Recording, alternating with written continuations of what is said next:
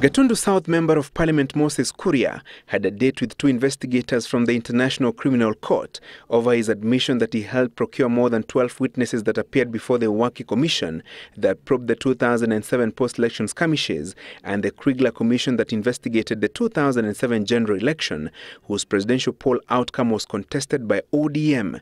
Kuria's allegations that he played a key role in procuring and coaching the witnesses and the likelihood that their testimonies could have been used to fix Deputy President William Ruto at The Hague, sparking a debate that has dominated the political scene. Kuria was accompanied by his lawyer Danson Mungatana and Joshua Arap Sang's legal team, led by Kimutai Bosek. I've mentioned before that I'm now a defense witness. And according to the ICC protocols, if prosecution won't talk to me for whatever reason, they have to involve, or the defense has a right and has to approve that access.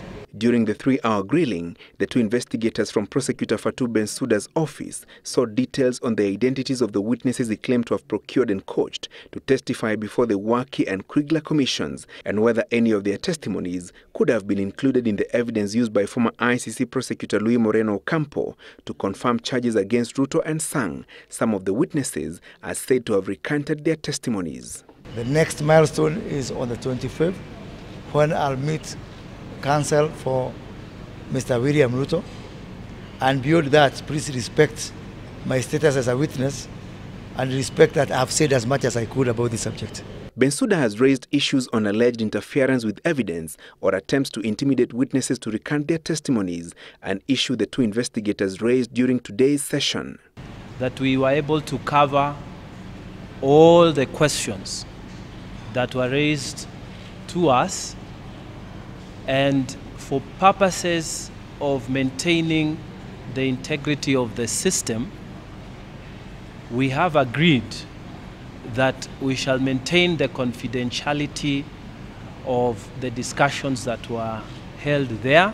Kuria's session with the ICC team coincided with a meeting of 20 members of parliament under the banner of Central Kenya Parliamentary Caucus, who introduced a new twist to the ICC fixing allegations with claims that Ruto and President Uhuru Kenyatta had been set up by top players in the Grand Coalition government who sought to influence the 2013 presidential race. Tumegundua ya kwamba wale ambao walihusika na kuhujumu mambo ya Mheshimiwa William Ruto na kutayarisha ushahidi wa uongo, hao watu ni wale ambao hawakuwa na imani na uongozi wa Rais Uhuru Kenyatta na hawakutarajia ya kwamba Uhuru Kenyatta na William Ruto watashinda. We are asking anybody, may it be in ODM, may it be in the former PNU, if you have any information or who fixed who, we are encouraging you to come out and the truth shall set us free. Indeed, I want to remind the former Prime Minister that Article 67, sub-Article 2, gives him the right to adduce any evidence that he may have that may exonerate the Deputy President without having to go through the defense. And therefore, if he's sincere, let him get in touch with the office of the prosecutor and give whatever evidence he's giving.